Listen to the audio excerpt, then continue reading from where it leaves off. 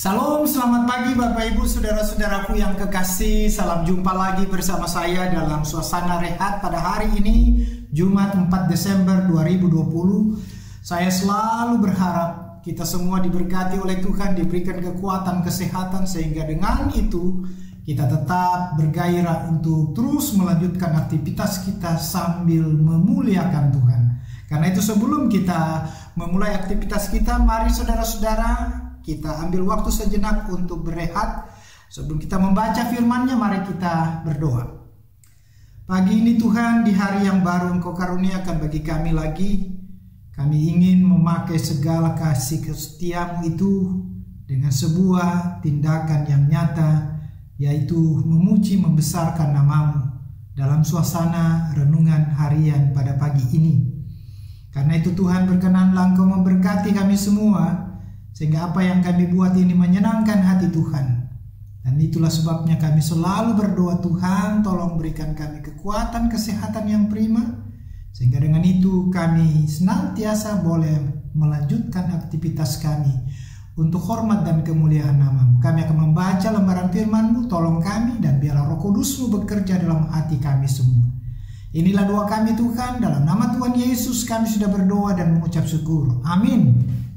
Saudara-saudaraku yang kekasih di dalam Tuhan, pembacaan firman Tuhan pada pagi ini terambil dalam kitab Perjanjian Lama, Yeremia pasal 1 pada ayat yang keempat hingga ayatnya yang ke-10. Yeremia pasal 1 ayat 4 sampai 10 di bawah judul Yeremia dipanggil dan diutus. Demikian sabdanya. Firman Tuhan datang kepadaku bunyinya, sebelum aku membentuk engkau dalam rahim ibumu, aku telah mengenal engkau. Dan sebelum engkau keluar dari kandungan, aku telah menguduskan engkau. Aku telah menetapkan engkau menjadi nabi bagi bangsa-bangsa. Maka aku menjawab, ah Tuhan Allah, sesungguhnya aku tidak pandai berbicara, sebab aku ini masih muda.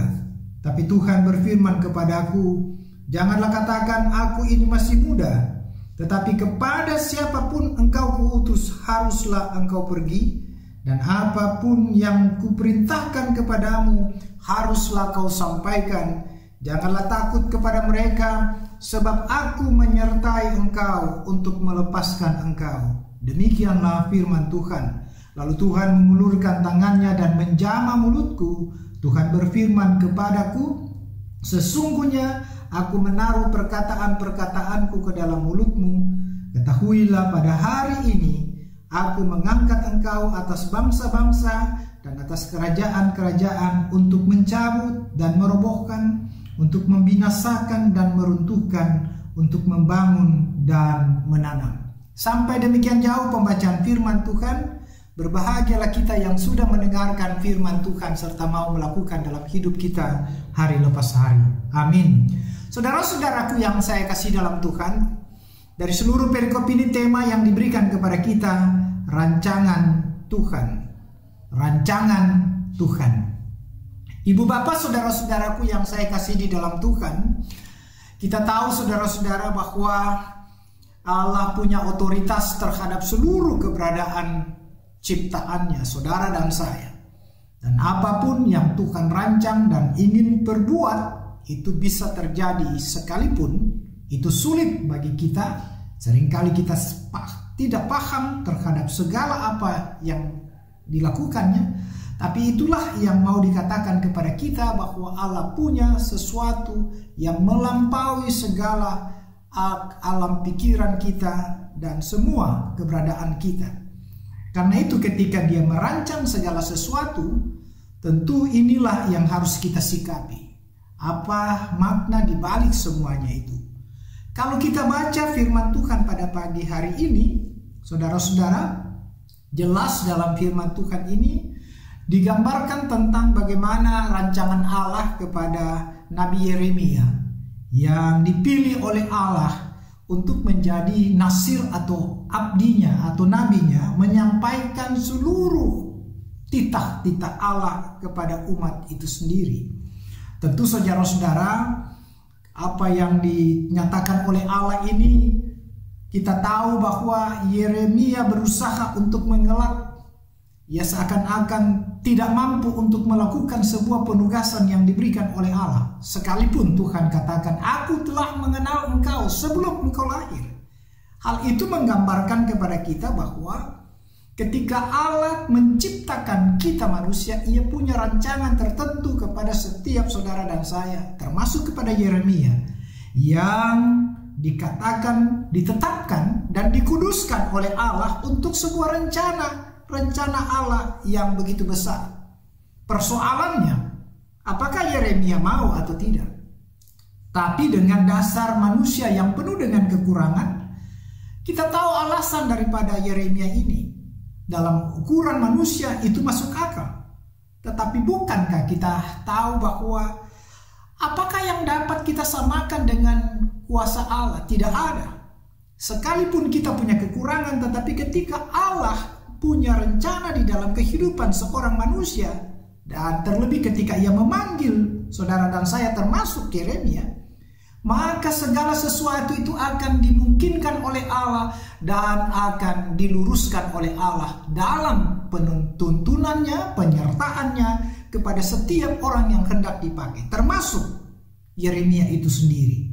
Karena itu saudara-saudara, ketika Tuhan menyatakan sesuatu kepada Yeremia bahwa Ia ingin memakai Yeremia, maka Yeremia seharusnya paham bahwa dia tidak berjalan seorang diri, tapi Allah akan menopang dia dengan kuasanya, penyertaannya yang tidak bisa dielakkan oleh setiap orang. Dan kalau Tuhan menuntun menyertai kita, apakah yang perlu kita takutkan? Apakah yang perlu kita ragukan? Karena itu jangan karena halangan kekurangan kita itu menghalangi sebuah rencana Allah di dalam diri saudara dan saya, sama seperti Yeremia itu. Kuncinya hanya satu.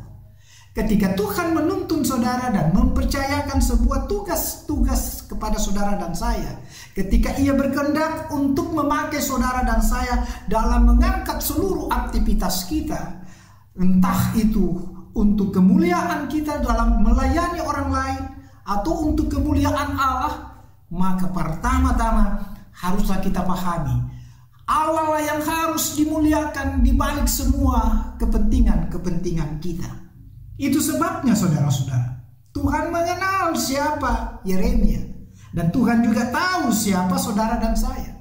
Ia telah merancang segala sesuatu untuk membuat saudara dan saya memperoleh sesuatu apa yang kita rindukan.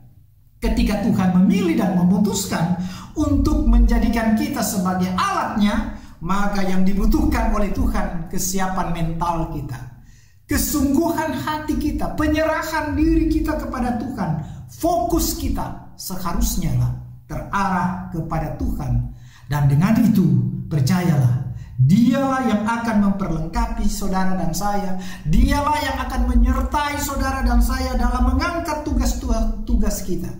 Karena kalau kita mengangkat segala tugas dan tanggung jawab kita dengan kekuatan kita sendiri, percayalah, kita tidak mampu untuk menjalaninya dengan baik. Tetapi berjalan bersama dengan Allah, maka kita akan bisa menjangkau segala harapan-harapan itu. Karena Tuhan punya kuasa yang tak tertandingi oleh siapapun di dalam keberadaan manusia. Terpujilah Kristus, haleluya, amin. Saudara-saudara, mari kita angkat pujian bersamamu Bapa.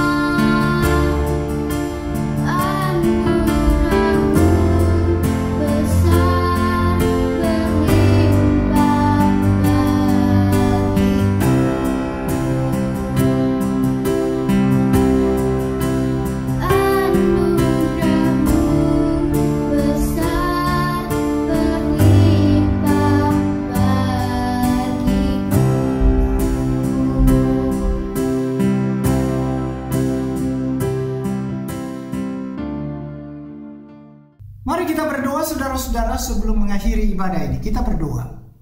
Kami datang kembali kepadamu Tuhan. Kami mengucap syukur untuk semua waktu kesempatan yang Tuhan telah berikan. Hari ini kami mengerti apa yang Tuhan lakukan bagi kami, umat ciptaan-Mu. Rancangan Tuhan itu jelas bagi kami mendatangkan sebuah damai sejahtera. Dalam keberadaan kami, sekalipun kami penuh dengan kekurangan-kekurangan, tapi kami diingatkan bahwa Tuhanlah yang senantiasa memperlengkapi kami ketika Tuhan menunjuk kami untuk mengangkat tugas-tugas di tengah-tengah keberadaan kami. Karena itu berkati kami semua Tuhan, siapkan mentalitas kami semua untuk bisa menyambut segala penunjukan Tuhan, pemilihan Tuhan atas diri kami untuk menjadi alat-alat kebenaran-Mu di tengah-tengah dunia ini. Lengkapilah kami, perlengkapilah kami dengan hikmat daripada-Mu, berikan kami kekuatan, kesehatan yang prima, agar kami mampu menjalani seluruh kehidupan ini untuk kemuliaan nama-Mu.